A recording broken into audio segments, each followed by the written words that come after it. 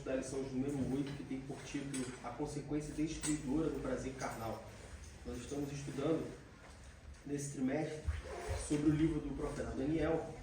E na lição de hoje nós vamos ver sobre uma das situações relatadas no livro do profeta Daniel, mais especificamente no capítulo 5, onde o rei, ele no meio de um banquete, no meio de uma festa, ele dá uma festa, dá um banquete, e a gente vai entender o porquê que ele fez isso, mas o fato é que no meio desse banquete, no meio dessa festa, aparece numa parede uma mão que escreve algumas coisas e o rei fica atribulado com isso, ele fica atordoado com isso e busca alguém que possa dizer o que estava escrito ali, qual era aquele enigma. E aí Daniel, então, ele é convocado e ele dá o significado desse enigma e nós vemos a consequência, nós vamos ver o que era esse enigma, o que estava escrito e qual foi a consequência disso. O nosso texto base se encontra em Daniel, capítulo 5, e nós vamos ler do verso 1 ao verso 6, e depois vamos ler do verso 25 ao verso 31.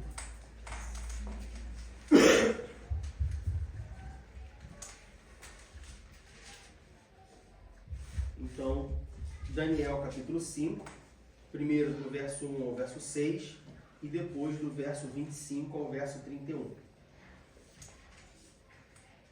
Toda a passagem de Daniel capítulo 5 fala sobre esse episódio, mas para nós, só para contextualizar, nós podemos ler apenas do verso 1 ao verso 6 e depois do 25 ao 31. Diz assim a palavra de Deus, Daniel capítulo 5, do verso 1 ao 6. O rei Belsazar deu um grande banquete a 1000 dos seus grandes e bebeu vinho na presença dos 1000. Havendo Belsazar provado o vinho, mandou trazer os utensílios de ouro e de prata que Nabucodonosor, seu pai, tinha tirado do templo que estava em Jerusalém, para que bebessem neles o rei, os seus grandes e as suas mulheres e concubinas. Então trouxeram os utensílios de ouro que foram tirados do templo da casa de Deus, que estava em Jerusalém, e beberam neles o rei, os seus grandes, as suas mulheres e concubinas. Beberam o vinho e deram louvores aos deuses de ouro, de prata, de cobre, de ferro, de madeira e de pedra. Na mesma hora, apareceram os dedos de mão de homem e escreviam defronte do castiçal, na estucada parede do palácio real. E o rei via a parte da mão que estava escrevendo. Então, se mudou o semblante do rei, e os seus pensamentos o turbaram. As juntas dos seus lombos se relaxaram, e os seus joelhos bateram um no outro. Agora vamos para o versículo 25, vamos ler até o versículo 31. Esta, pois, é a escritura que se escreveu, Mene, Mene, Tekel e Parsim. Esta é a interpretação daquilo. Mene, contou Deus o teu reino e o acabou. Tekel, pesado foste na balança e foste achado em falta. Pérez, dividido foi o teu reino e deu-se aos medos e aos persas. Então mandou Belsazar que vestissem Daniel de púrpura e que lhe pusessem uma cadeia de ouro ao pescoço e proclamassem a respeito dele que havia de ser o terceiro dominador do reino. Naquela mesma noite foi morto Belsazar, rei dos caldeus, e Dario, o Medo, ocupou o reino na idade de 62 anos. Bom, aqui nós temos uma passagem que nos mostra um evento que aconteceu na corte do rei Belsazar. Antes da gente falar sobre o evento, é importante nós entendermos quem foi Belsazar. Quando a gente olha para o Império Babilônico, nós começamos o nosso estudo sobre o livro de Daniel falando do Império Babilônico, quando o Império Babilônico invade Israel e ele leva cativo parte dos israelitas para a corte babilônica, dentre eles Daniel e os seus amigos. Com a morte de Nabucodonosor, o seu filho assumiu o trono. A gente vê isso lá em Jeremias capítulo 52. Então, se a gente voltar um pouquinho e for para Jeremias 52, Jeremias capítulo 52,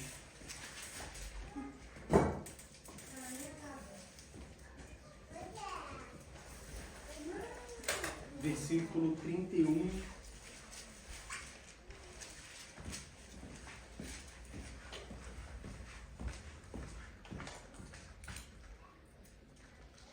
Do versículo 31 ao versículo 34. Jeremias 52, 31 a 34. Sucedeu, pois, no ano 37º do cativeiro de Joaquim, rei de Judá, no mês do 10º, aos 25 do mês, que Evil-Merodach, rei da Babilônia, no ano 1º do seu reinado, levantou a cabeça de Joaquim, rei de Judá, e o tirou da casa da prisão. E a gente pode ficar somente no 31, só para a gente ver que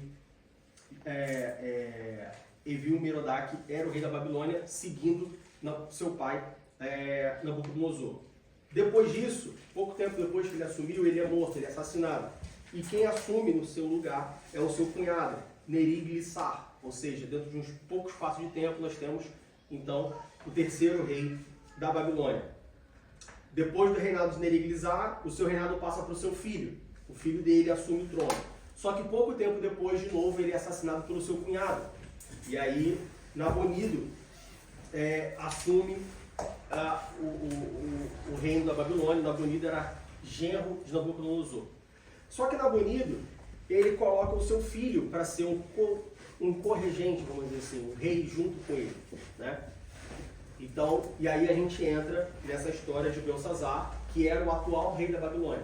Só que por que eu queria explicar para vocês como que Belsazar chega a ser rei da Babilônia? Para nós entendermos como que Belsazar chegou a ser rei da Babilônia. Ele não era um rei direto de Nabucodonosor, mas ele era filho do genro que só assumiu porque um foi assassinado, e o um foi assassinado porque era rei, porque o outro foi assassinado. Ou seja, Belsazar, ele chega como rei. A gente pode dizer que caiu no colo de Belsazar o reinado da Babilônia. Isso é importante para a nossa história. Isso é importante nós entendermos isso. Assim como nos dias de hoje, muitas das vezes a gente vê que as coisas caem no colo de alguém, e eu diria que na maioria das vezes, quando algo muito grande cai no colo de uma pessoa, na maioria das vezes as pessoas não sabem lidar com isso. É um alerta que nós temos nessa manhã. Às vezes podem cair coisas no seu colo. E aí aqui, no contexto da nossa lição, a gente está falando sobre um reinado, mas podem ser diversas coisas. Pode ser, por exemplo, uma promoção no trabalho. Às vezes você busca uma promoção no trabalho, você trabalha para aquilo, você cava aquela promoção, você se dedica e tudo mais, se esforça e consegue a promoção. E aí, normalmente, as pessoas lidam bem com isso. Mas, às vezes, a promoção no trabalho, ela caiu no seu colo. Veja bem, você estava lá um dia trabalhando e um belo dia chegou uma pessoa e falou, olha, a partir de hoje você vai ser promovido a tal função. Caiu no seu colo. E aí? Muitas pessoas, quando caem alguma coisa no seu colo, as pessoas não sabem lidar com isso. Tratam isso como, caiu uma vez, vai cair sempre. Né? Aconteceu uma vez, vai acontecer sempre. Não estão preparadas para desempenhar aquilo ali. Com Belsazar foi isso. Belsazar caiu no colo de Belsazar, o reinado da Babilônia. E aí nós vemos, a gente, nesse cenário, nessa passagem que nós vamos ler, nós podemos notar uma certa, como é que eu posso dizer, indiferença em relação ao que estava acontecendo. A gente vai entender o porquê. Bom, então a gente já sabe quem era o rei, ou da onde veio o rei que aconteceu tudo isso, né? E aí, a palavra de Deus nos diz, Daniel capítulo 5, que o rei, então, no versículo 1 diz que ele deu um banquete a 1000 dos seus grandes, ou seja, na sua corte, com seus amigos. Ele pega 1000 dessas pessoas que estavam próximas dele e ele dá um grande banquete. E esse grande banquete, como um banquete babilônico, não podia ser diferente, ele é regado no nosso contexto, vinho, ou seja, bebida alcoólica, bebedice, bebedeira, mulheres, comida, ou seja, uma coisa totalmente carnal, no sentido de prazer da carne, ou seja, estavam ali festejando, né, como se não houvesse amanhã. Qual é o perigo disso?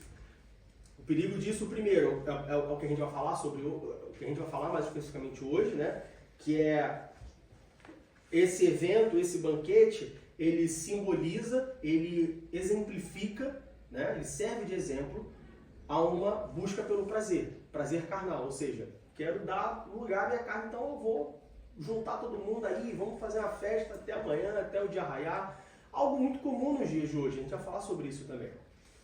Hoje, a sociedade hoje, ela vive o que nós chamamos de hedonismo. O que é hedonismo?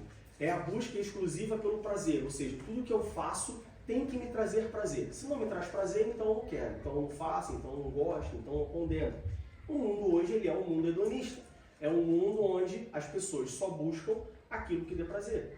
As pessoas só querem fazer aquilo que dá prazer a elas, aquilo que traz prazer a elas.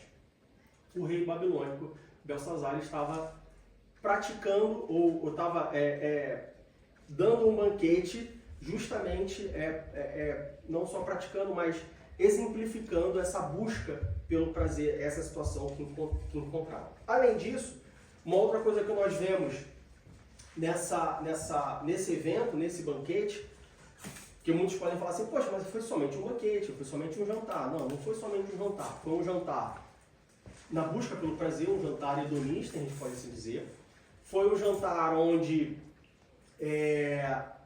o rei Belsazar, como nós lemos no início do capítulo 5, ele manda buscar os utensílios que foram levados de Jerusalém para a Babilônia pelo rei Nabucodonosor, os utensílios que eram utilizados no templo. Então ele manda buscar itens sagrados, e aí alguém pode falar assim, poxa, mas não era sagrado para eles. Então por que foi um erro eles falarem isso? Bom, não interessa se era sagrado para eles ou não, era sagrado para Deus. E Deus, como único e verdadeiro, ele fica ressentido se você utiliza alguma coisa que é sagrada para ele de maneira profana, ou se você profana algo que é sagrado para ele. Então Belsazar, ele manda buscar os utensílios e ele utiliza esses utensílios num banquete hedonista, numa festa, num banquete, num jantar, totalmente movido apenas pelo prazer. Ou seja, além de praticar o hedonismo, né, de fazer uma coisa só pelo seu prazer, somente em nome do prazer, Belsazar, ele profana algo que é sagrado. E ele sabia que era sagrado, muito possivelmente ele sabia o que era sagrado, porque ele conviveu com seu avô, Nabucodonosor. Então ele sabia. Os historiadores afirmam que é bem possível também que ele soubesse do episódio que aconteceu com seu avô, não sei se vocês se lembram, mas Nabucodonosor teve um sonho. Nós já estudamos sobre isso, aí Daniel interpreta o sonho de Nabucodonosor, e Nabucodonosor passa um tempo vivendo como se fosse um animal, até que ele se arrepende e ele volta. É a última lição. Foi a última lição? Ele se arrepende e ele volta, né, a ser uma pessoa.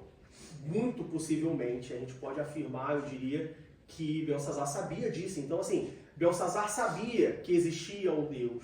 Belsazar sabia que aqueles utensílios, eles eram sagrados para o povo israelita e o porquê que eles eram sagrados.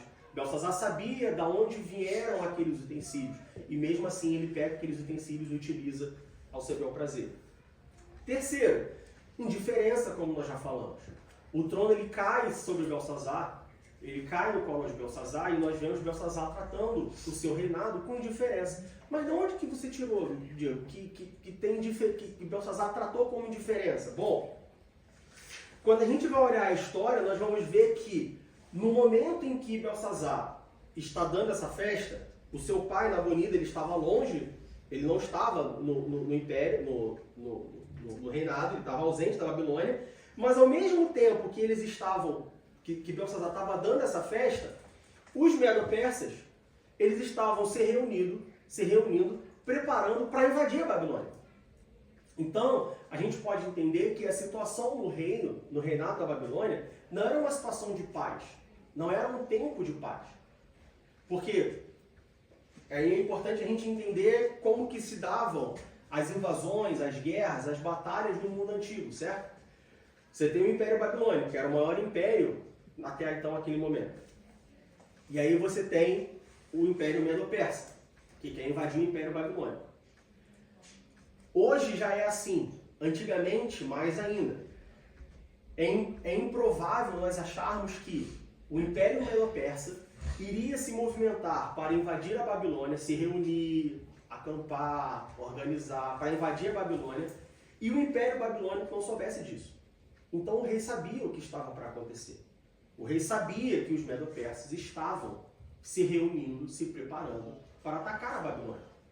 E o fato dele dar um banquete, muitos historiadores afirmam que esse banquete, além de satisfazer os seus próprios desejos, ele também era uma espécie de mensagem para os medo-persas do tipo, olha, vocês estão se preparando para atacar a gente?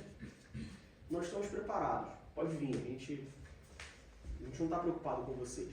Então, nós vemos também uma indiferença de Belsazar acerca daquele momento, principalmente militar, né, no sentido de estar preparando uma invasão e tudo mais, em relação ao Império Babilônico e ao Império Medo-Persa. Então nós vemos indiferença, nós vemos busca hedonismo, ou seja, querer satisfazer somente os seus prazeres, nós vemos indiferença e nós vemos um sacrilégio. Ou seja, o que é um sacrilégio? É você pegar uma coisa profana, é você pegar uma coisa sagrada e transformar isso em profano. Cuidado com isso. Tá? E aí, talvez o termo sacrilégio, talvez o termo profano, talvez o termo sagrado, eu vejo que muitas pessoas, no contexto da igreja evangélica principalmente, isso se perde um pouco. Né? Você vê muito desses termos ou muito dessas aplicações, por exemplo, numa igreja católica, porque você tem os santos, porque você tem os equipamentos, os utensílios, ou seja, a ideia de sagrado e profano na igreja católica, seja por conta da história, ou seja por conta da forma como é a liturgia da igreja católica e de outras religiões, isso talvez fica mais evidente. E aí uma percepção que eu tenho é que na igreja evangélica, principalmente dependendo da igreja, dependendo de como é dada a liturgia da igreja, essa ideia de sagrado e profano ela se perde um pouco. Então nós precisamos entender o que significa sagrado, o que significa profano, e principalmente dentro da nossa igreja. O que seria nós cometermos um sacrilégio, ou seja, o que seria nós profanarmos algo sagrado? Você já se perguntou sobre isso? Aqui nessa igreja, por exemplo, nessas 4 paredes, nosso templo local aqui, e aí eu estou falando exatamente nós aqui. O que seria nós profanarmos algo sagrado aqui dentro? Veja bem, nós não temos nenhuma imagem. O máximo que nós temos é um nome escrito Jesus. Então, por exemplo, se eu pegar uma caneta e eu rabiscar aqui Jesus, isso seria um sacrilégio? Isso seria eu transformar algo sagrado em profano? Seria eu profanar algo sagrado? O que os irmãos me dizem?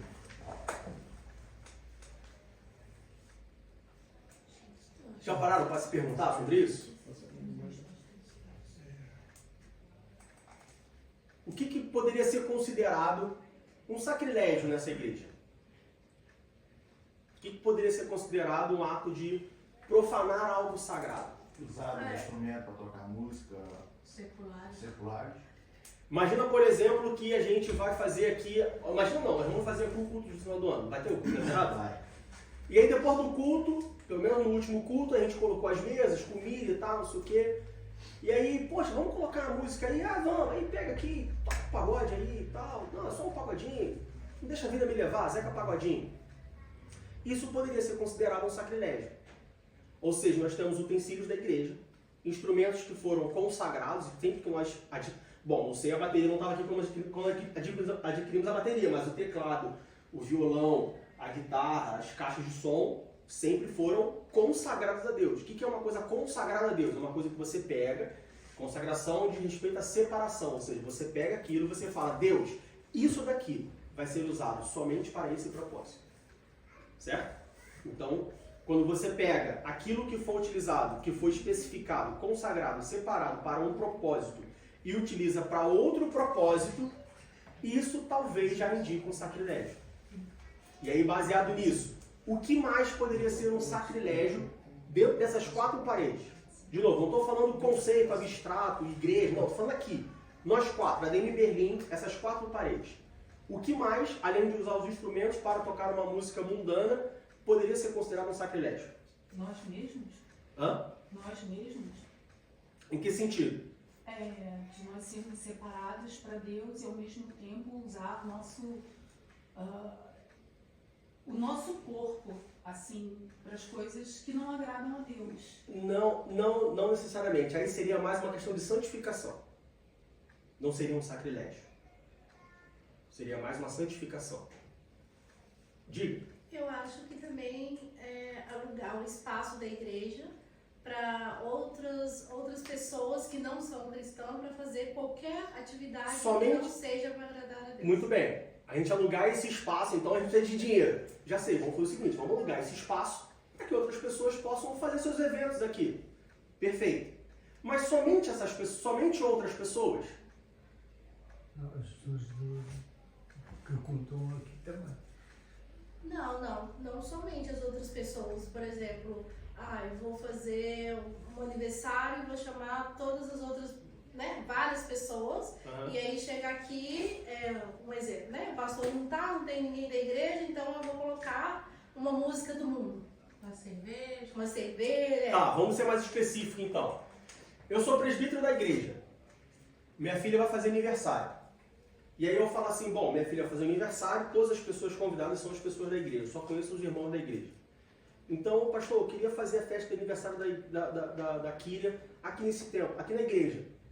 E aí, como não pode, lá na salinha vai ser muita gente para ficar na salinha, então eu queria fazer aqui, na nave do templo, a gente tira essas cadeiras aqui, eu forro a parede ali, a gente arruma e depois eu deixo tudo certinho.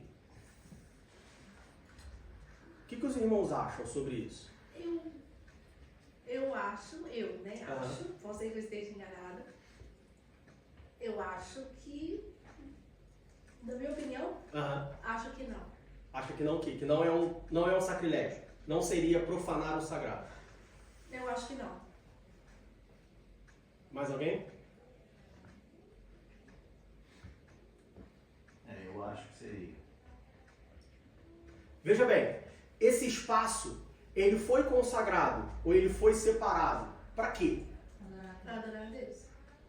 Nas igrejas maiores, a gente chamaria isso aqui, ou a gente ainda pode chamar isso aqui de nave do templo. É um espaço separado, reservado e consagrado para o culto de louvor e adoração a Deus. Então, se a gente quiser ser bem, vamos dizer assim, bem pragmático, a gente utilizar esse espaço aqui, literalmente esse espaço que nós estamos aqui, para uma festa de aniversário, não seria aconselhável. E não estou falando porque vai bagunçar as cadeiras, porque pode sujar a parede, não. Eu estou falando na questão de profanar o que é sagrado. É que muitas vezes, quando nós pensamos em profanação, a gente pensa em sexo, bebedeira, drogas. A gente pensa em pessoas fora da igreja. Ah não, se eu der uma festa com pessoas fora da igreja, pessoas que não são cristãs, então é profanação. Mas se for todo mundo irmão, não tem problema. A nossa ideia é essa. E aí se perde um pouco o conceito de profanação do que é sagrado. Mas, de novo, a gente usar esse espaço aqui para uma festa de aniversário não é ideal. E digo mais, que alguém pode falar assim, poxa Diego, mas você mesmo falou que no culto de final de ano nós tiramos as cadeiras, colocamos as mesas. No aniversário da igreja a gente fez isso também. Sim, fizemos. Eu poderia dizer que nós fizemos, mas nós só fizemos isso porque a gente não tem nenhum outro espaço. Porque o ideal seria que, acabou o culto, esse espaço ele fosse fechado, trancado, e poderia acontecer qualquer outra coisa em outro espaço da igreja. Diga. Sim, e por exemplo,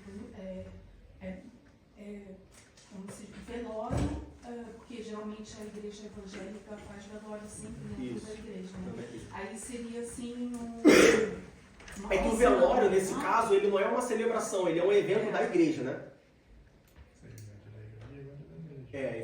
Por exemplo, a gente fez um encontro de casais. O encontro de casais nós fizemos aqui. Por quê? Porque foi um evento da igreja. Agora, uma festa de aniversário da minha filha não é um evento da igreja. É um evento meu particular. E aí, de novo, a gente está falando desse espaço aqui, pessoal. Essas quatro paredes. Acontece muitas festas de aniversário lá dentro. Se nossa igreja fosse grande o suficiente para ter 2 salões, tem igreja que tem 2 salões. Ela tem um salão de culto e ela tem um salão de festas. Sem problema nenhum. Mas quando a gente fala do salão reservado, separado, santificado ao culto cristão, esse salão deveria ser reservado somente para o culto cristão. Mas alguém tem algum outro exemplo?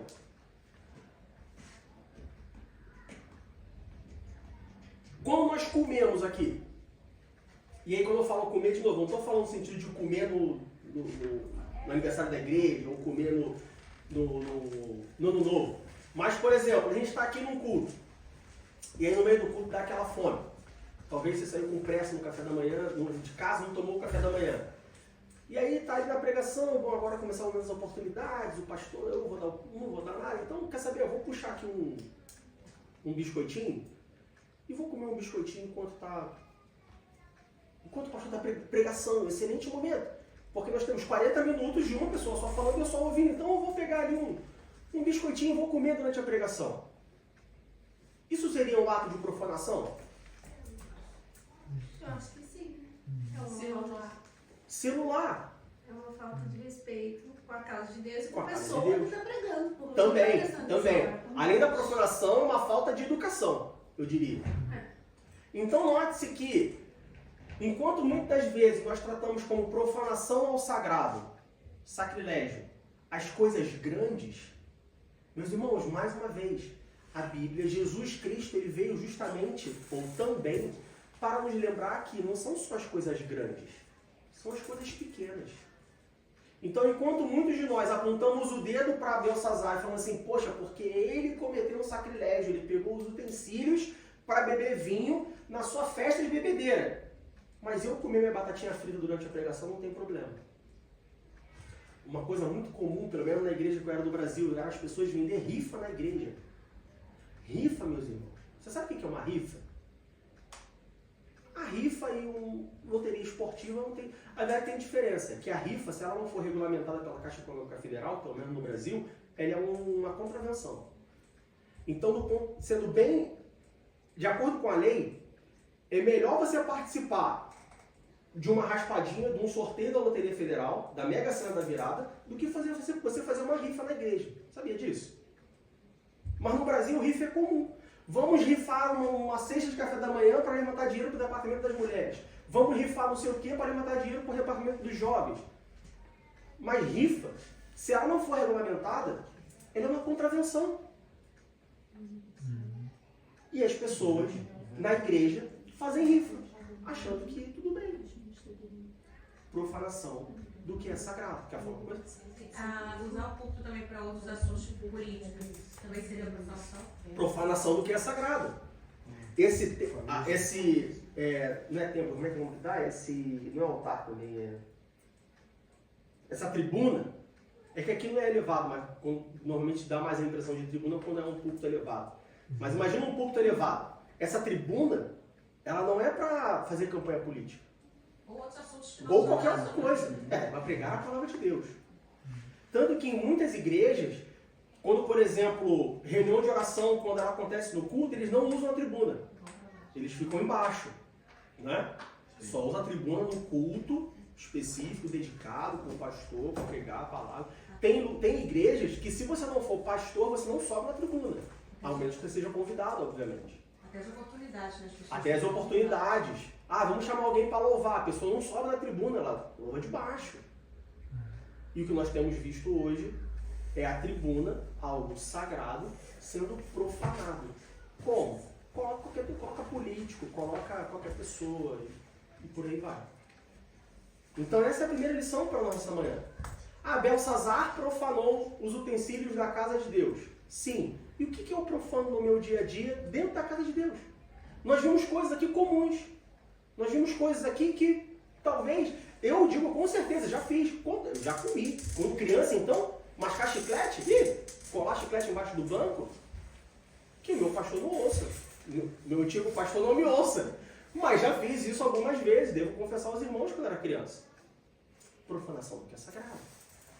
Então lembre-se que, antes da gente apontar o dedo para fora, a gente precisa fazer uma autorreflexão de, poxa, e o que eu já fiz?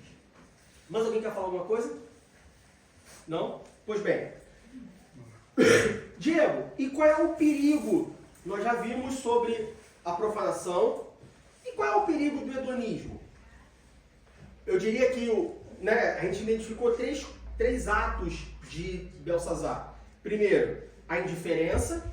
E aí, não acho que a gente precisa entrar muito no assunto. Indiferença por quê? Porque o reino dele estava prestes a ser invadido e está dando uma festa. O resultado disso nós já sabemos. Os medo-persas, literalmente nessa passagem, os medo-persas invadem a Babilônia e derrubam o Império Babilônico. Segundo, a profanação. Nós já vimos qual é o perigo da profanação. Terceiro, o hedonismo. Mas, Diego, qual é o problema dele dar uma festa? Veja bem, é uma festa. Era uma festa regada a bebedice, a mulheres, né? Gulodizes, tudo mais. Mas, veja bem, ele ele não era israelita, ele não servia a Deus. Então, o que ele faz é esperado que a festa dele seja assim. Surpresa seria se a festa dele fosse uma festa, né, dedicada ao Deus Jeová, mas qual é o perigo do hedonismo? Vamos lá. Todo mundo aqui sabe o que significa hedonismo? Sim ou não? Hedonismo. O que é hedonismo? Hedonismo é uma forma de viver aonde você coloca a conquista do prazer, onde a coisa mais importante para a sua vida é a conquista do prazer e a fuga do sofrimento. Ou seja, hedonismo é quando eu decido viver a minha vida onde eu vivo pelo que me dá prazer. Em todos os aspectos. O meu objetivo de vida é me aproximar do prazer e me afastar do sofrimento. Veja bem, no primeiro momento isso parece lógico, certo? Alguém aqui gosta de viver sofrendo? Não. Ninguém gosta de viver sofrendo. Alguém aqui não gosta de ter prazer? Também não. Então qual é o problema do hedonismo? O problema do hedonismo não é você ter prazer ou buscar ter prazer e se afastar do sofrimento. O problema do hedonismo é quando tudo o que você faz é para fugir do sofrimento e buscar o prazer. Quer ver um exemplo? Alimentação. É errado eu comer pizza e hambúrguer? Tomar um milkshake? Beber uma Coca-Cola? Não é errado. O problema não está em eu tomar uma Coca-Cola. O problema está quando? Quando eu só tomo Coca-Cola. É errado eu comer um hambúrguer, tomar um milkshake? Não. Bom, se você não tem nenhuma pré-condição de saúde, não é tão errado assim. O problema é quando eu não quero comer legumes, verduras, vegetais e só quero comer hambúrguer e milkshake. Esse é um exemplo dos perigos do hedonismo. Quando eu vivo a minha vida somente buscando o meu prazer pessoal, e quando a gente fala prazer pessoal, a gente está falando estritamente o prazer da carne, ou seja, aquilo que vai satisfazer a minha carne, aí está o problema. O rei Belsazar, ele viveu de uma forma hedonista. O jantar que ele ofereceu, não foi um jantar que ele ofereceu para os seus súditos, para a sua corte, para os seus amigos. Foi um jantar hedonista. Por quê? Porque o principal objetivo, ou o único objetivo daquele jantar, daquela celebração era o quê? Satisfazer os prazeres da sua carne. Isso é um perigo. O mundo hoje, nós podemos afirmar sem sombra de dúvidas que nós vivemos em uma sociedade hedonista.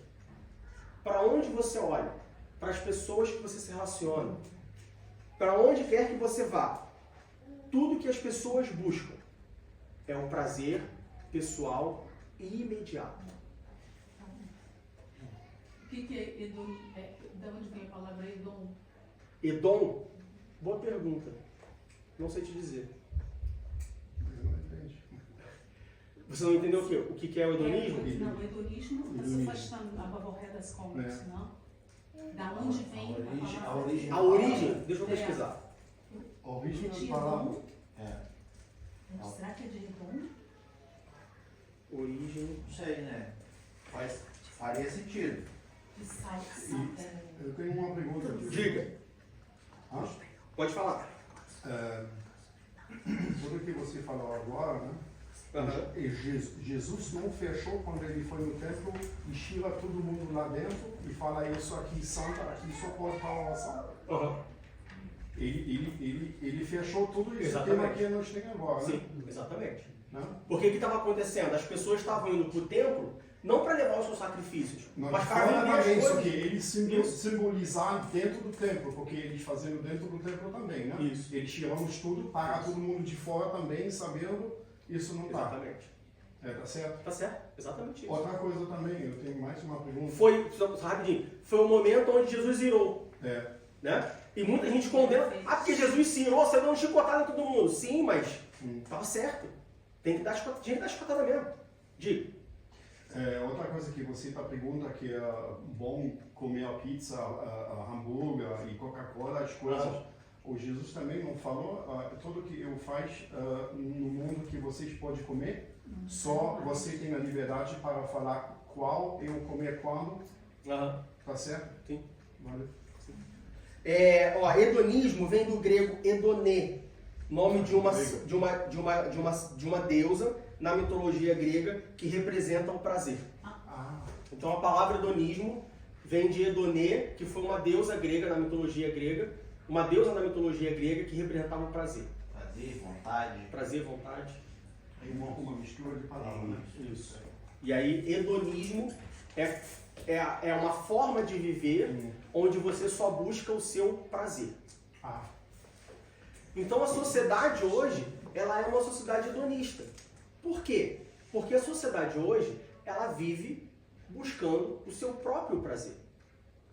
E de novo, o errado não é você buscar ter prazer nas coisas. Isso é normal, isso é do ser humano. Eu busco, por exemplo, eu quero praticar um esporte. Bom, não vou.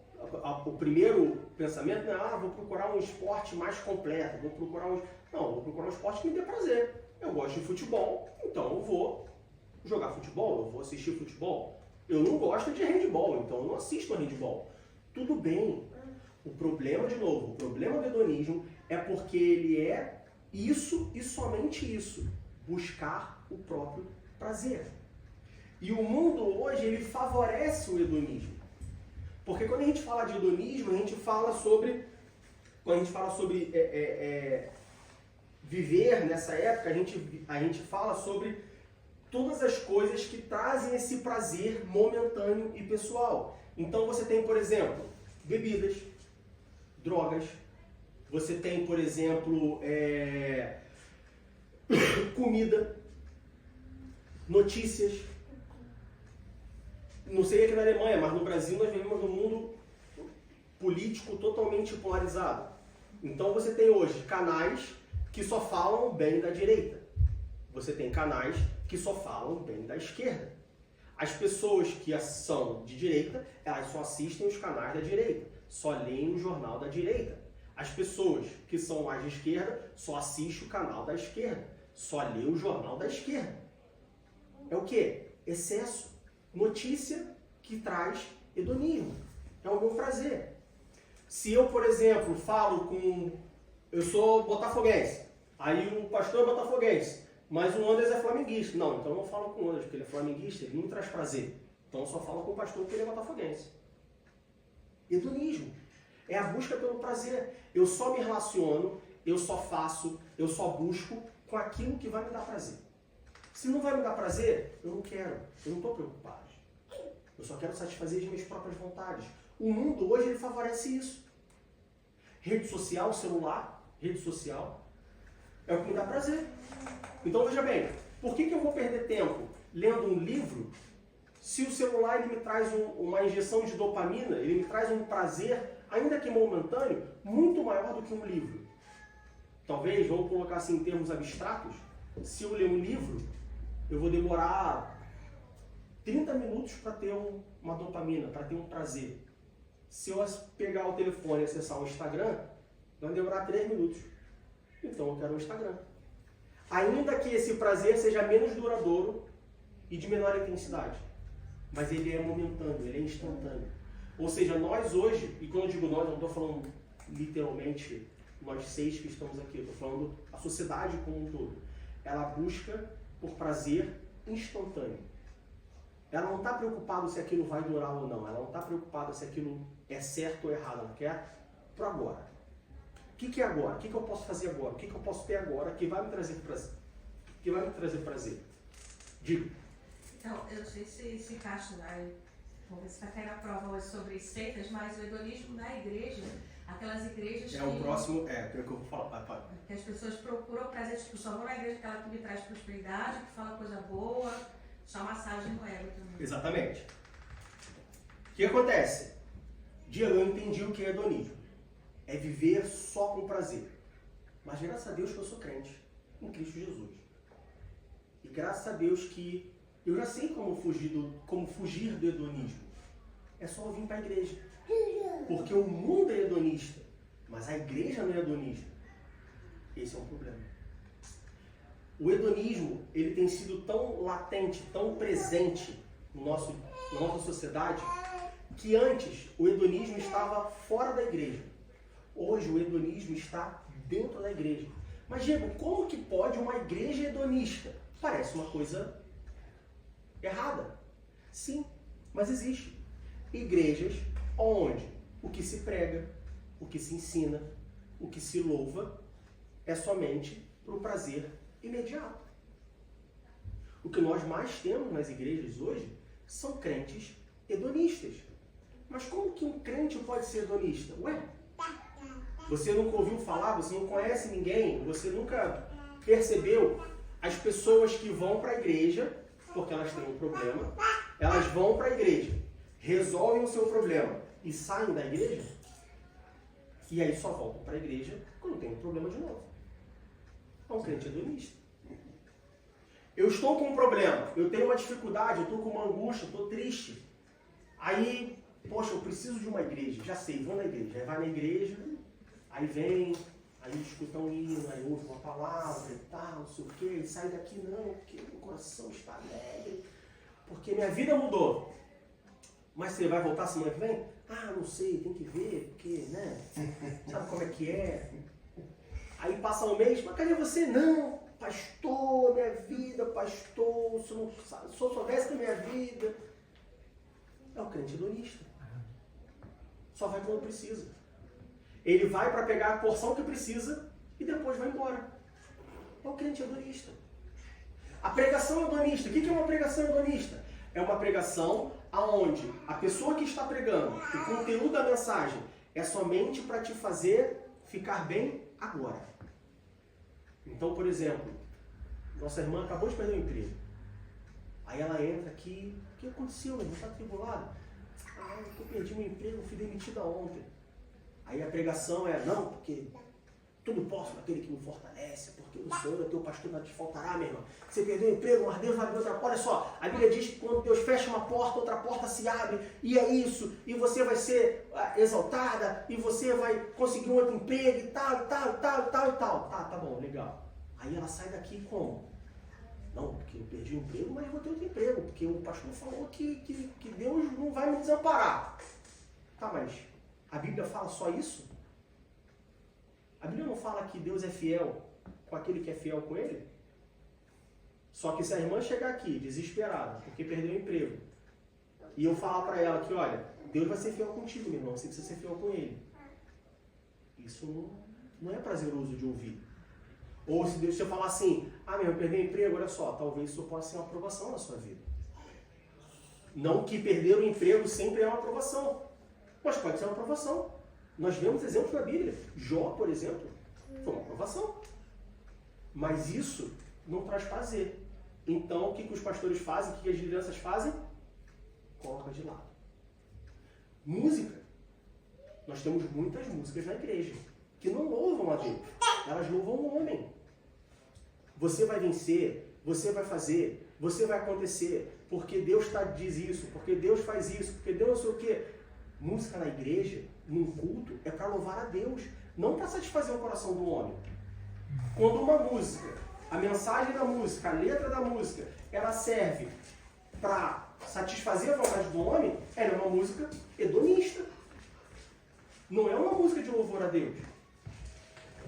Igrejas onde a única e exclusiva preocupação é o conforto dos irmãos. Os irmãos estão confortáveis? O ambiente está bom? A cadeira está boa? Não, é isso que importa. Não, o ambiente tem que estar confortável, sim. As cadeiras confortáveis, a igreja quentinha no inverno, a igreja fresquinha no verão. Mas o conforto não é a única coisa que importa numa igreja. Então quer dizer que se amanhã ou depois nós comprarmos um templo, nós fomos reformar um templo, e aí a igreja estiver toda cheia de poeira, né? O pastor Maurício comentou com a gente, eu não sei se ele comentou aqui ou se foi quando a gente saiu, mas ele comentou que a igreja lá no Brasil, que ele pastoreava, ficou acho que 8 anos, se não me engano, em obra, e que ele falou que era assim, era poeira, era pó, era... porque estava em obra. Ah não, está em obra, então eu não vou esperar a igreja ficar pronta. Hedonismo. Hedonismo da igreja, digo. E às vezes também acontece de tanta pregação como louvor de gerar sentimento de vingança no irmão, né? Por causa do hedonismo. Claro, seu emprego, mas o seu chefe, ele vai rir, você vai rir na cara dele. Isso. Não, porque ele vai ser demitido e você vai assumir o lugar dele. O hedonismo gera essas coisas. Por quê? Porque traz um prazer momentâneo. Não é bom você saber que a pessoa que te demitiu vai sair do emprego e você vai conquistar um lugar dela? Isso traz um prazer momentâneo. Hedonismo. Principalmente se tu odiar a pessoa. Principalmente se odiar a pessoa. Hedonismo. Prazer momentâneo. Você tem alguma desavença com algum irmão da igreja. Às vezes não brigou não, mas sei lá, como dizem por aí, os anjos não se cruzaram. Né? Porque crente não tem santo, crente tem anjo. Então, meu anjo não cruza com o anjo da irmã, não. Meu anjo não cruza com o anjo do irmão, não. Aí não, porque o irmão saiu da igreja, porque ele mudou de cidade, ou foi para outro país. Que bom, porque ele não gostava dele. Hedonismo. A busca excessiva pelo prazer, e somente pelo prazer. Nós vivemos numa sociedade assim, meus irmãos. Nós precisamos orar a Deus. Não que nos tire do mundo, porque todos nós temos um tempo a cumprir aqui. Mas que nos ensine a viver num mundo hedonista sem ser hedonista. Porque fugir do mundo a gente não tem como, a gente mora aqui. O que Jesus diz? O mundo jaz no maligno. Mas ele fala só isso? Como que termina o versículo? Mas tendes bom ânimo, porque eu venci o mundo. Então nós não podemos pedir a Deus, Deus, me tira desse mundo. Se Deus me tirar desse mundo, se Deus tirar todo mundo que está aqui do mundo agora, quem vai pregar a palavra de Deus? Quem vai fazer o trabalho de evangelização? Mais uma vez, hedonismo. Eu quero o meu prazer. Esse mundo não serve para mim, então Deus, me leva logo. Tá, mas e o resto das pessoas? Imagina, se Paulo falasse assim, Deus, esse mundo não é para mim, me leva logo. E Deus levasse Paulo 2 anos depois da sua conversão. Imagina, a gente estaria aqui hoje, por exemplo. Então a nossa oração é, Deus, me ajuda a mesmo nesse mundo hedonista, eu não ser hedonista. Eu não buscar excessivamente o prazer. Me ajuda a ter autocontrole. Nós vamos ver mais para frente como que nós buscamos isso. Tudo bem até aí? Alguma dúvida, alguma pergunta? Ficou claro o que é o hedonismo? Pois bem, no nosso texto, no versículo 5, Daniel capítulo 5, versículo 5, diz assim, na mesma hora, apareceram os dedos de mão de homem e escreviam defronte do castiçal, na estucada parede do palácio real, e o rei via a parte da mão que estava escrevendo. A palavra de Deus diz que o banquete estava rolando, a festa estava rolando. Belsazar, então, no versículo 4, no versículo 3, diz que, no versículo 2, manda trazer os utensílios. No versículo 3 diz que esses utensílios foram tirados do templo. No versículo 4 diz que eles começaram a beber esses utensílios, eles começaram a utilizar esses utensílios, eles profanaram os utensílios.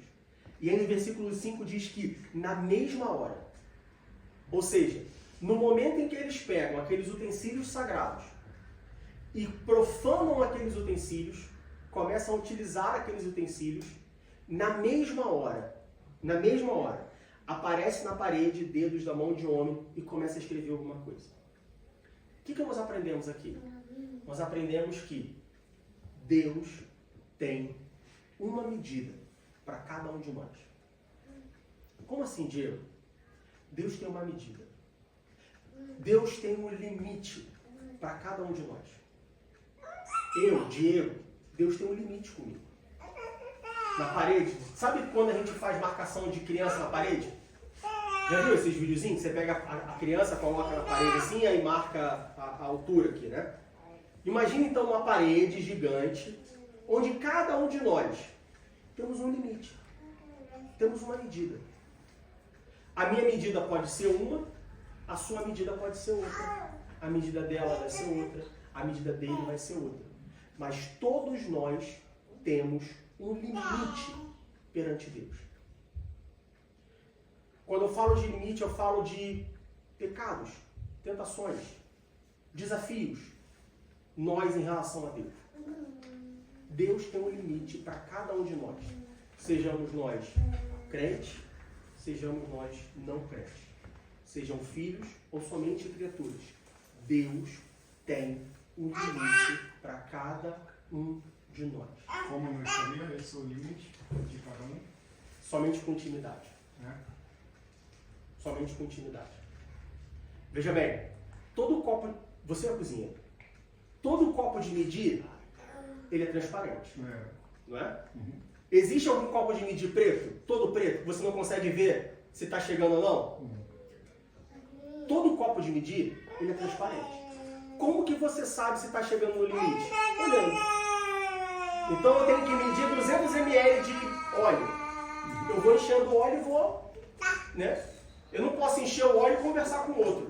Eu tenho que encher o óleo e ficar ali, deixa eu ver. Chegou no 200, opa, parou, senão eu vou extrapolar o limite. Eu tenho como saber o meu limite? Não. Mas eu tenho como saber se o meu limite está chegando. Como que eu sei? Com intimidade com Deus. E Deus, ele sempre avisa. Deus, ele fala, olha, está chegando. Olha, está perto. Às vezes não precisa nem Deus. É interessante que é igual filho com pai e mãe. Como nós somos filhos, a gente sabe quando, né? Às vezes o pai fala, olha, tá acabando minha paciência. Olha, para que eu vou botar você de castigo. Mas às vezes o pai nem fala, mas a gente sabe que, né? A gente sabe que o limite está chegando. Com Deus é a mesma coisa. Todos nós temos limites. Duas coisas são importantes. Primeiro, o limite individual. Como eu disse, o meu limite pode ser 100, o seu limite pode ser 80, o dele pode ser 120. Cada um tem um limite individual. Então pode ser que eu faça mais besteiras e Deus tolere as minhas besteiras. Pode ser que eu faça uma besteira e já extrapolou o limite. Todos nós temos um limite, e esse limite é individual. Segunda coisa que é importante. Quando nós extrapolarmos o limite, não importa se vai ser por 1, por 10, por 100 ou por 1000, terá consequências. Se o limite da receita for 20 gramas de sal, e você colocar 21 gramas de sal, extrapolou o limite, não foi? Vai mudar a receita, não vai? Só que 1 grama de sal, talvez não faça tanta diferença. Se forem 10 gramas de sal, vai fazer diferença. Porque isso, você não começa com isso, não vai fazer nada e deixa fazer mais, porque sempre tem uma começa, né? É isso aí. Esse é a receita. Entende? É a mesma coisa que quando você gift. Veneno. Não tem diferença. 1 grama ou 10 gramas, a mesma coisa. Exatamente. Exatamente. Muitos cristãos, muitos de nós, muitas pessoas entendem que Deus tem um limite. 20 gramas de sal. Ah, mas se for 21 gramas? 20, não. Ah, mas veja bem. Se eu coloco... Não sou cozinheiro, tá? Estou fazendo molho à bolonhesa. Coloquei muito sal. Ah, mas se eu colocar um pouquinho de cenoura, a cenoura vai tirar o gosto do sal. Ou seja, eu posso extrapolar o limite um pouquinho aqui, mas eu adiciono alguns serviços na casa de Deus, mas aí eu vou mais à igreja no domingo, mas aí eu dou um dízimo maior, talvez. E aí, abafa o limite que eu extrapolei. Não. Limite é limite. Porque tem uma boa exemplo, como exemplo, né? Exemplo. Quando você tem 1000 litros de água, é limpo, né? Água limpa para beber. Quando você bota lá 1 golê de óleo de carro lá dentro, toda a água é estragada. Acabou. Exatamente. Né? Mesma coisa que está falando. Exatamente. Então, Deus tem um limite para cada um de nós. Primeiro ponto, os limites são individuais, mas existem limites. Não pense que você não tem um limite. Todos nós temos um limite perante Deus. Segundo, se extrapolarmos o limite, não importa se por 1, por 10, por 100 ou por 1000, haverá consequências. O que aconteceu aqui foi, Deus tinha um limite para Belsazar. Deus tinha um limite. E Belsazar extrapolou esse limite. Não importa com o que ele extrapolou. Não importa como ele extrapolou. Não importa quando ele extrapolou, não importa se ele extrapolou muito. Ah, mas o problema de Belsazar foi por causa do jantar. Se ele tivesse usado os utensílios na vida, no jantar privado dele, se não fosse com as concubinas e as mulheres, se fossem só os amigos, estava bem. Ah, o problema de Belsazar foi por causa dos utensílios da casa de Deus. Se fosse coisa comum da Babilônia, a gente... Não. Veja bem, Belsazar extrapolou o limite. E aí a palavra de Deus diz, no versículo 5, que na mesma hora, ou seja, na mesma hora que ele extrapolou o limite, veio a consequência. Sempre tem uma consequência. Não ache que extrapolar o limite não vai trazer uma consequência. Sempre tem uma consequência. Por quê? Porque o mesmo Deus, que é um Deus de paz, que é um Deus de amor, que é um Deus de bondade, eu gosto sempre de relembrar que Deus, ele não age com bondade. Deus, ele é a bondade. Deus, ele não age com amor. Ele é o amor. O mesmo Deus que é a bondade, que é a paz, que é o amor, ele também é a justiça. Amém. Ou seja, Deus, ele não age com justiça, ele é a justiça. E que diferença isso faz, meu irmão? A diferença é que quando eu ajo com justiça, eu posso agir com mais justiça ou com menos justiça. Né? Eu posso ser, talvez, mais justo com um e menos justo com o outro. Mas quando eu sou a justiça, eu não tenho como não agir com justiça. Eu não tenho como agir com mais justiça ou menos justiça. Eu sou a justiça. Eu não tenho como. Então Deus, ele é a justiça. E quando alguém extrapola os limites, a justiça vem. Aconteceu com Belsazar. A consequência chegou. A consequência chegou. E aí no versículo... A gente vai agora para o versículo 25. A palavra de Deus diz que a consequência chegou. E qual foi a consequência, Diego? A consequência foi, numa das paredes do palácio, uma mão como de um homem escreveu uma mensagem. E a mensagem é Mene, Mene, Tekel, Parzim. E a palavra de Deus diz, no versículo 6, diz assim: Então se mudou o semblante do rei, e os seus pensamentos o turbaram. As juntas dos seus lombos, seu lombo, né? Essa região aqui, ou seja, o quadril. A junta dos seus lombos se relaxaram, ou seja, o corpo dele desfaleceu, ele ficou, atônito. Se relaxaram, e os seus joelhos bateram um no outro, ou seja, o bicho tremia igual vara verde. Ele entendeu que, no popular, deu ruim. Deu ruim, irmão. Extrapolou. Deu ruim. O que o rei faz com isso? Versículo 10 e 11 do capítulo 5 diz assim: A rainha, por causa das palavras do rei e dos seus grandes, entrou na casa do banquete. E falou à rainha e disse: Ó rei, vive eternamente. Não se turbe os teus pensamentos, nem se mude o teu semblante. Há no teu reino um homem que tem o espírito dos deuses santos. Repara que está deuses, não está Deus, está deuses. Ou seja, ela não sabia quem era o Deus, mas sabia que era santo. E nos dias do teu pai se achou nele luz, inteligência e sabedoria, como a sabedoria dos deuses. E teu pai, o rei Nabucodonosor, sim, teu pai, ó rei, o constituiu o chefe dos magos, dos astrólogos, dos caldeus, dos adivinhadores. Porquanto se achou neste Daniel um espírito excelente. O rei, então, ele vê aquela mensagem, ele fica, como a gente leu no capítulo, no versículo 6, e aí no versículo 7 diz que o rei ordenou: olha, traz os sábios todos para decifrar esse mistério. E aquele que vier, eu vou dar para ele, eu vou colocar ele, eu vou dar um presente para ele, e ele vai ser o terceiro no reino. Ou seja, tinha Belsazar, o seu pai, ele seria o terceiro no reino.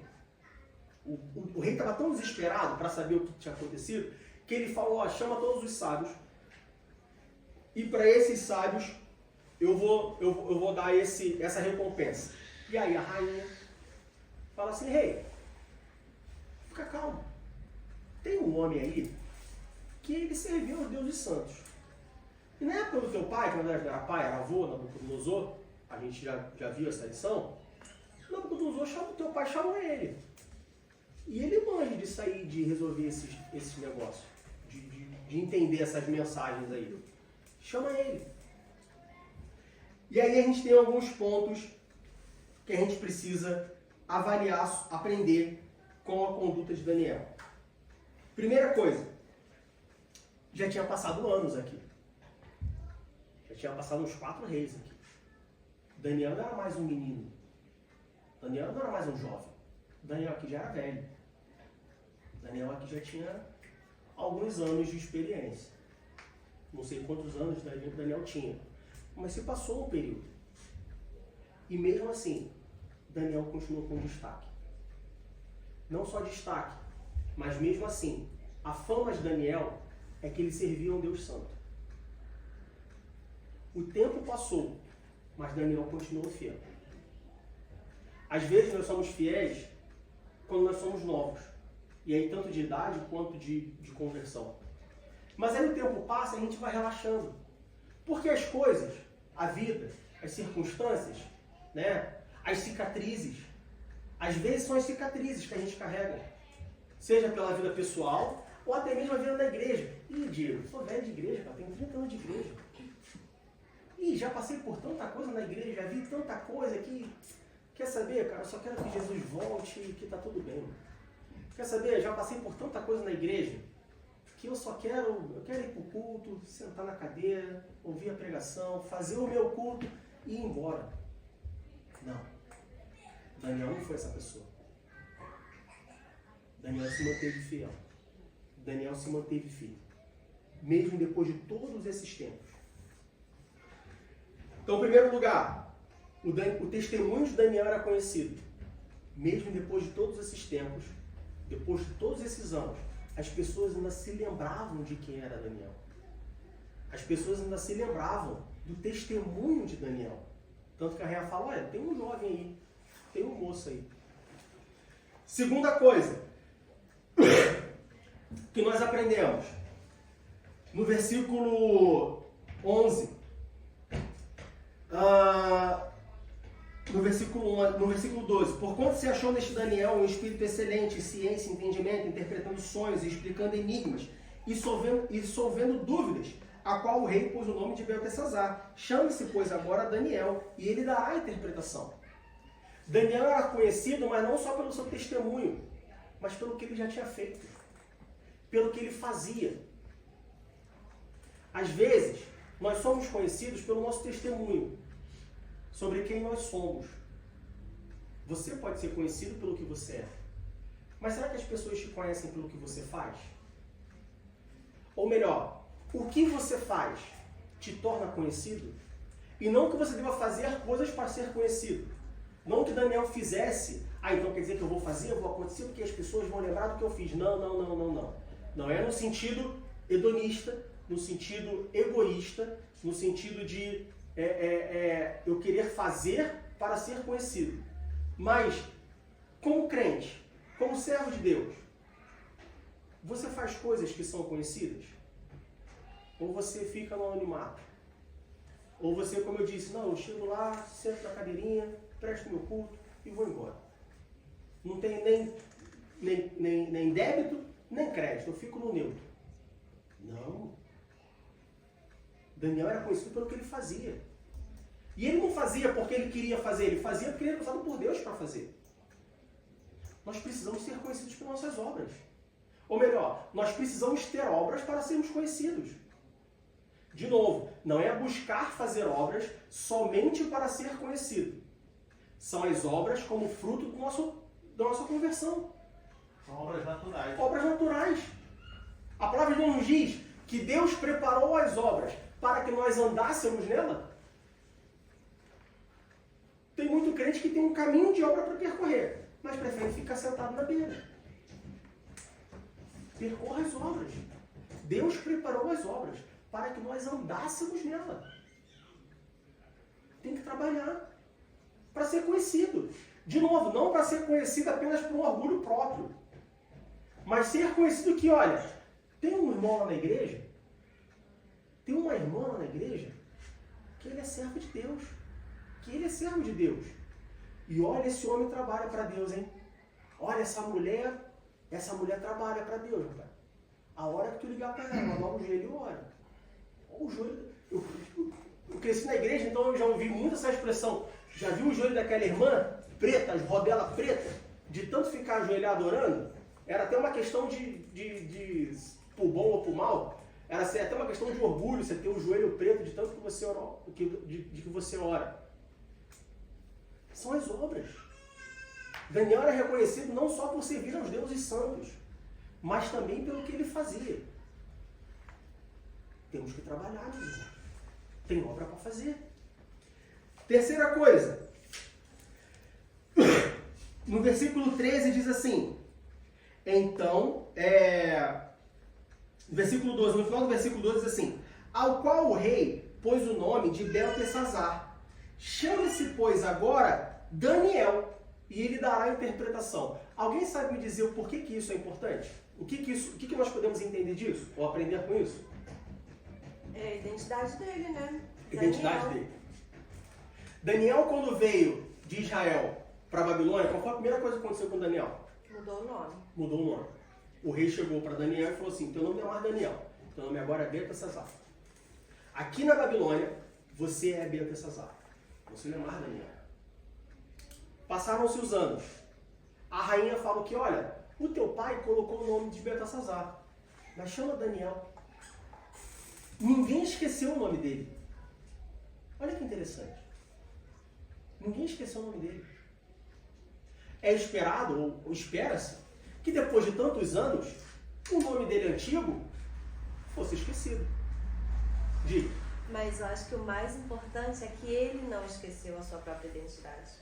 Então, como pode alguém esquecer... Veja bem, nós temos aqui nosso irmão Andrés. Imagina que você foi para o Brasil com 7 anos de idade. Aí você passa 40 anos no Brasil. Só que aí você chega no Brasil, qual é o seu nome? Meu nome é Andrés. Meu nome é Andrés. Aí, né, carioca. Andrés, nada, rapaz. Meu nome é André. Ih, Andrés é muito difícil. Meu nome é André. Ih, André. Você passa 40 anos no Rio de Janeiro. É natural de que depois de 40 anos... E aí, tudo bom? Prazer. Qual é o seu nome? Meu nome é André. Você já cansou de dizer que o seu nome não é André? Seu nome é Andrés. Mas você cansou e assumiu o André. Daniel não. Daniel não esqueceu o nome dele. Como Moisés também, né? Como Moisés também. Foi criado. Daniel não esqueceu o nome dele. Ah, esse aqui é o... Beltesazar. Daniel. Beltesazar para vocês. Eu sou Daniel.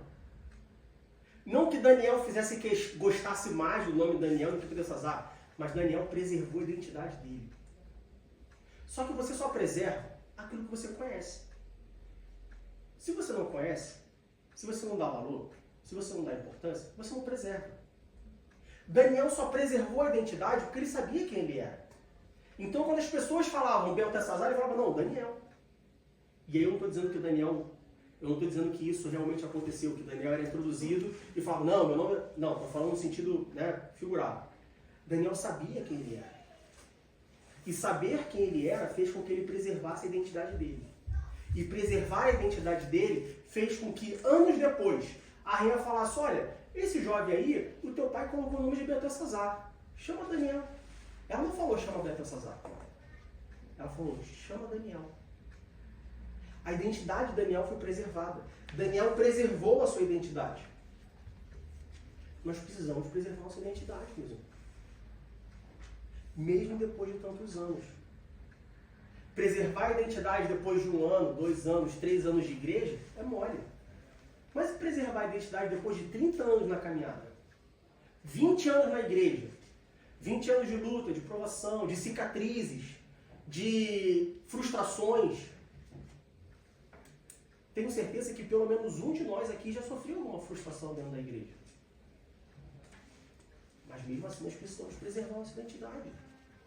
Só que eu não posso preservar, de novo, eu não posso preservar algo que eu não conheço. Eu não vou preservar algo que eu não dê valor. Se eu te der uma moeda de R$1 e falar assim, guarda, não dou 2 semanas, porque R$1 vale o quê? Não vale nada, tu não compra nem a bala com R$1. Mas se eu te der uma nota de $1.000 e falar guarda, você vai guardar, porque $1.000 vale alguma coisa. Nós só guardamos aquilo que nós conhecemos o valor. Precisa ter valor para guardar. Daniel guardou a sua identidade, Daniel preservou a sua identidade. E aí, anos depois, a rainha fala assim, olha, chama Daniel. A identidade de Daniel foi reconhecida, porque ela tinha valor. Próximo. Versículo Daniel capítulo 5, versículo 17. Daniel capítulo 5, versículo 17 diz assim: Então respondeu Daniel e disse na presença do rei: As tuas dádivas fiquem contigo, e dá os teus presentes a outro. Todavia, lerei ao rei a escritura e lhe farei saber a interpretação. O rei seguiu o conselho da rainha. Ele foi lá chamar Daniel. E ele chamou Daniel e falou: Daniel, então, o negócio é o seguinte, meu camarada. Tu tem que dar a interpretação da escritura aí. Só que olha só, para fazer isso, eu vou te dar todos esses presentes. Você vai ser aí o terceiro do rei. Pastor, queria te convidar para pregar aqui na igreja. E aí, vou te dar aí uma oferta de 3.000 euros para você. Daniel fala para o rei assim, olha só, eu vou, mas os presentes ficam contigo. Eu não quero teus presentes. Eu tenho uma mensagem, eu tenho uma obra para cumprir. Eu quero cumprir a obra. Eu não quero saber dos presentes. Na igreja hoje, ou nas igrejas hoje, nós vemos pessoas muito mais preocupadas com os presentes do que com a missão que tem que fazer. Ah, tu quer que eu pregue? Ih, rapaz, para tu pregar no Brasil? Ih, rapaz, tem que ser um voo de primeira classe, hein? 12 horas de voo é... Faz o seguinte, tu me manda passagem de primeira classe e o hotel também vai ser no Rio de Janeiro? Ah, não, então tem que ser um hotel em frente à praia, né? Vou no Rio de Janeiro para ficar em Campo Grande? Não, em frente à praia. Pode ser? Ih, meu irmão, para louvar na tua igreja eu preciso levar a minha equipe. São 20 pessoas na minha equipe. E a gente não cobra não. Né? Já ouvi. A gente não cobra não. Irmão, quanto você cobra para... Não, eu não cobro não. Eu só peço uma oferta de amor de R$5.000. Né? A Israel. Raíssa Ravel. Nada não, nada. Não cobra nada não. Que isso? Não, meu irmão, fica até ofendido. A gente não cobra não. A única coisa que a gente pede é uma singela contribuição. Uma oferta de amor. Uma oferta de amor de R$5.000. Comércio com as coisas de Deus. É uma vergonha, né? É uma É uma vergonha. vergonha. Mas por que as igrejas pagam?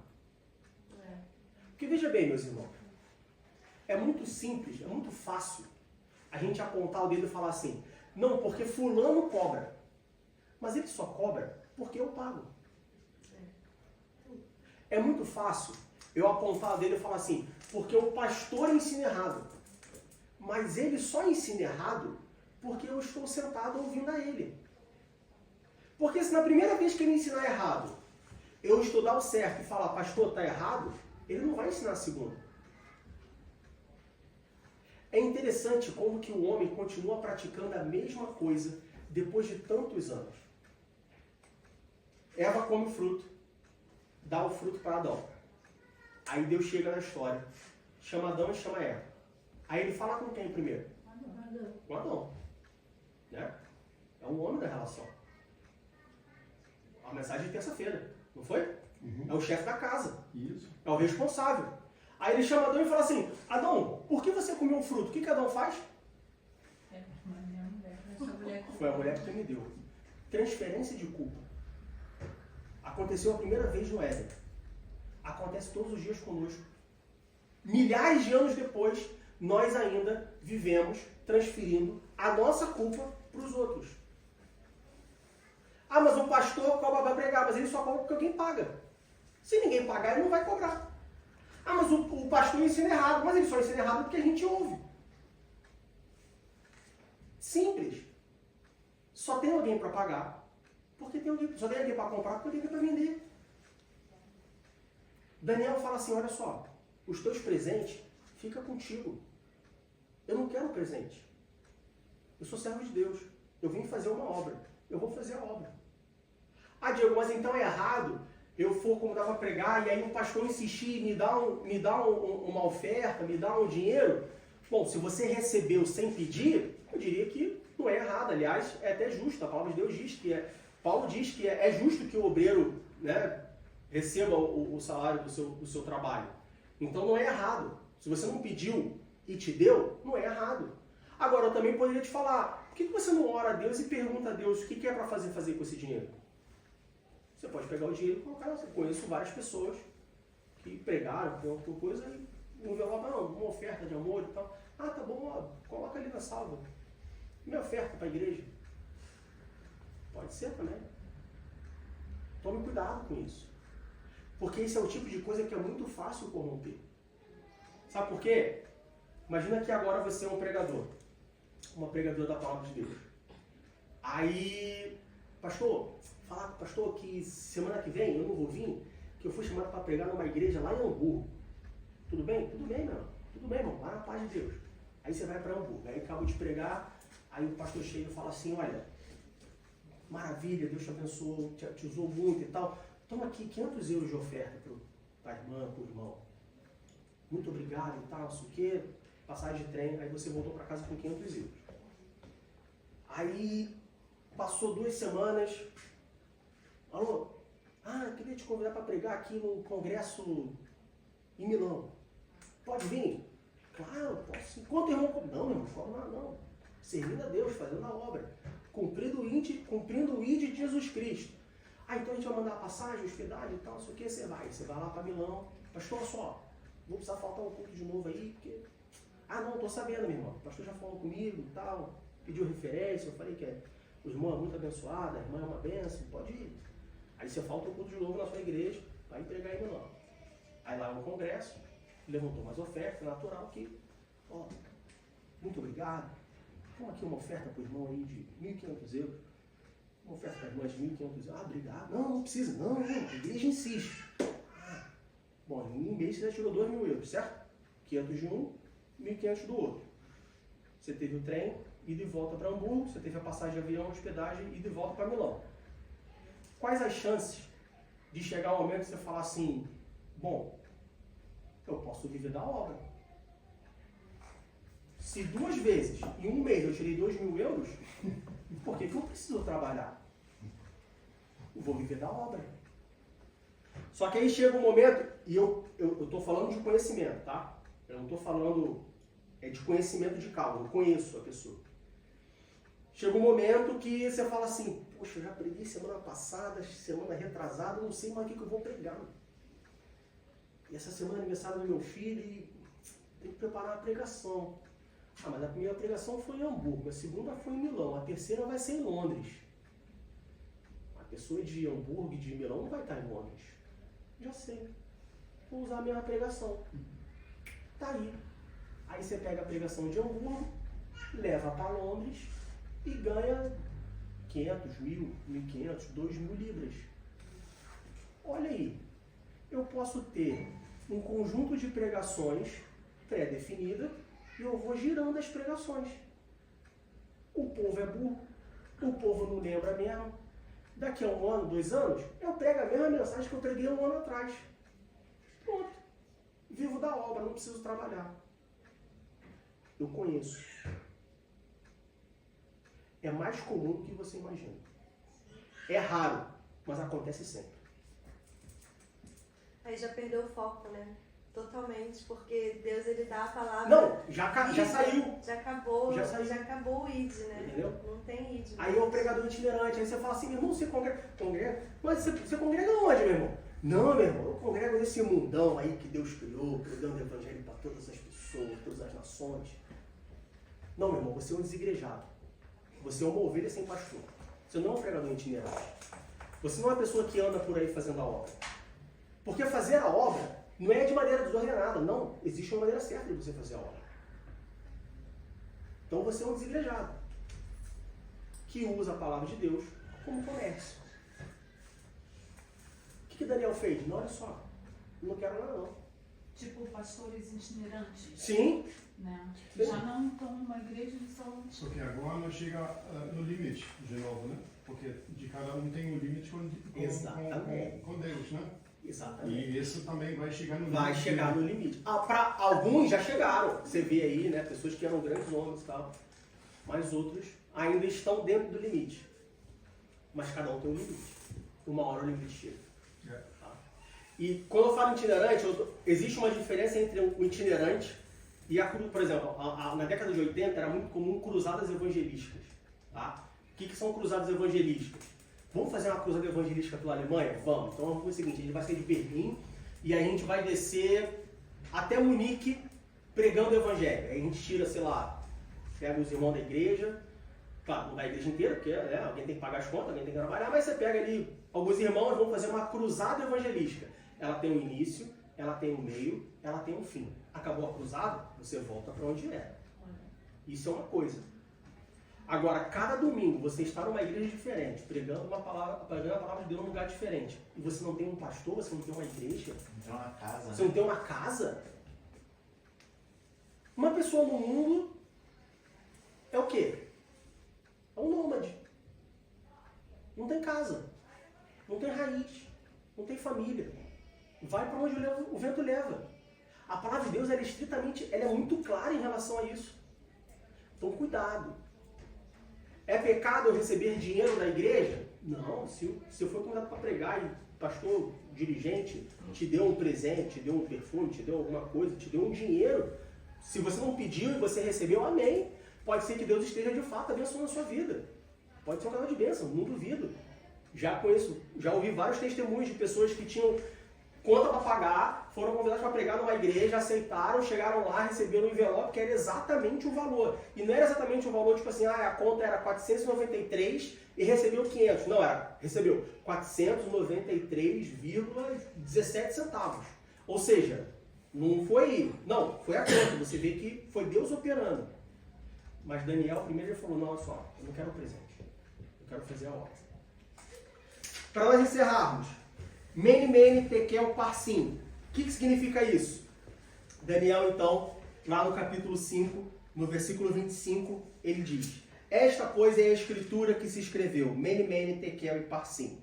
Esta é a interpretação daquilo. Mene, contou Deus o teu reino e acabou.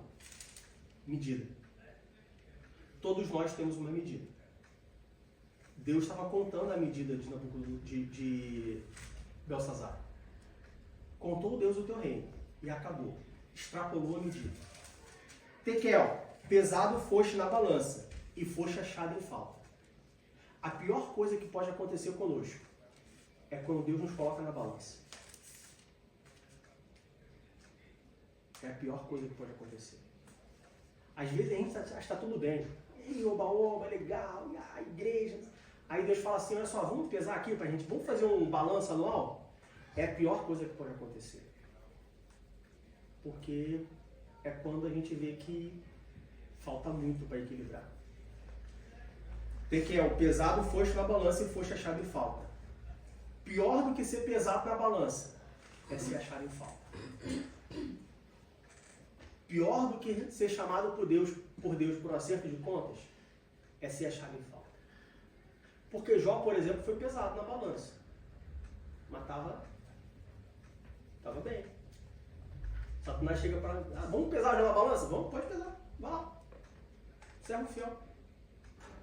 Se Deus me chamar para pesar na balança, como que vai estar a minha balança? Será que eu vou ser achado fiel como Jó? Se Deus te chamar para pesar na balança, se Deus chegar para você hoje, agora, e falar assim, valor, pesado foste, contou Deus o teu tempo, e acabou o teu tempo. Pesado foste na balança. E aí? Foi achado em falta ou foi achado em sobra? Ou seja, o saldo é positivo ou negativo? É aquele hino da harpa, né? Posso tendo as mãos vazias, com Jesus me encontrar. Com Jesus me encontrar? Morri salvo. Sim, morreu salvo, legal. Mas quando chegou lá que Deus falou assim, Andres, cadê as suas obras? Ih, Jesus, esqueci no mundo. Peraí. Não, mas veja bem, aqui, poxa, aqui. E aí? Pesado foste na balança. E foi achado em falta. Tem limite. O limite de todo mundo vai chegar. Vai chegar uma hora que Deus vai chegar para você e falar, olha, o teu reino acabou. Te pesei na balança. Vai ser achado em falta ou vai ser achado em sobra? Pérez, dividido foi o teu reino e deu-se aos medos e aos persas. Ou seja, foi achado em falta. A consequência, acabou o teu reino. Acabou o Império Babilônico. E aí a palavra de Deus diz que, no versículo 30, naquela mesma noite, Belsazar foi morto, rei dos caldeus. E Dario, o Medo, ocupou o reino na idade de 62 anos. Ou seja, Deus, ele não escreve de lápis, ele escreve de caneta. O que eu quero dizer com isso? Chegou a hora, foi pesado e está em falta, acabou. Deus decidiu, está decidido. Na mesma noite. Não foi uma semana depois, veja bem, não teve tempo de arrependimento. Não foi um aviso. O aviso já tinha sido dado há muito tempo. Ah, mas a Bíblia pode ter certeza que Deus, ele avisa. Deus nunca faz nada de surpresa. Deus, ele avisa, ele avisa, ele avisa, ele avisa. A medida está enchendo, e ele está avisando, ele está avisando, ele está avisando. E a medida está enchendo, ele está avisando, ele está avisando, ele está avisando. Quando ultrapassa, seja por 1, por 10, por 100 ou por 1000, fala, olha, contou-se o teu reino e acabou. Vamos pesar para ver quanto dá. Ah, foi achado em falta? Acabou o teu reino. E esse é interessante, esse Parzim, né? Porque Parzim, ele está em aramaico. E ele é o plural de Pérez. Uhum. E aí, se a gente for ver, né, assim, no sentido literal do texto, é como se ele estivesse falando para Belsazar assim, olha, não só o teu reino, mas tudo que foi conquistado será dividido. Sim. Tudo, tudo. Ou seja, chegou a tua medida e por causa da tua medida, tudo agora vai se acabar. Não foi ele que foi deposto e assumiu um outro Exato. império. Não. O Império Babilônico inteiro acabou. Tudo. Acabou. Acabou o Império Babilônico. Acabou. Babilônia sai da história e entra a Medo Persa. Babilônia literalmente vira história. Passado. E entra o Império Medo Persa. Na minha Bíblia está escrito Ufarzim. É porque é o Depende. plural. É É o plural, está em aramaico e é o plural de Pérez. Isso. Ufarzim, porque vocês falaram Farzim, né? Parzim. É Parzim. É porque o U é I em aramaico e o Parzim é o plural de Pérez. Ai, que legal, né? Entendeu? Ufarzim. É. Aí dependendo da sua tradução vai estar diferente, mas aponta para o mesmo lugar. Significa a mesma coisa. Então, meus irmãos, a gente pode aprender muito com a história de Daniel. Cuidado com o hedonismo. Cuidado com a busca pelo prazer. Uma das características do fruto do Espírito, lá de Gálatas capítulo 5, é o autocontrole. Ah, mas é bom, Diego, eu gosto muito. Sim, mas tem que ter autocontrole. Não pode ser desenfreado. Preserve sua identidade. Você tem uma identidade. Você tem um nome. Preserve o seu nome. Cadê as suas obras? O crente tem que trabalhar. Porque crente é servo. E servo só serve se servir. Ah, mas eu preciso de um tempo para mim e tal. Sim, amém. Ah, minha família. Sim, claro. Mas esse tempo dura a vida inteira? Mas esse tempo dura 30 anos? Porque esse tempo durar 1 ano, 2 anos, 3 anos, ok, justo. Mas tem crente que pediu um tempo há 30 anos atrás. E ela está com tempo. Rapaz, que tempo, hein? Talvez não seja mais só um tempo. Terceiro, todo crente tem a sua medida. E a medida vai chegar. E a hora que ela chegar, vai ser pesado. E aí ou vai ser achado em falta, ou vai ser achado em sobra. Amém, glória a Deus se for achado em sobra. Mas se for achar pesado, se for em falta, o juízo de Deus vem. E quando ele vem, Deus é o justo juiz. Ele vem justo exatamente na medida e não tem volta. Que Deus abençoe em nome de Jesus.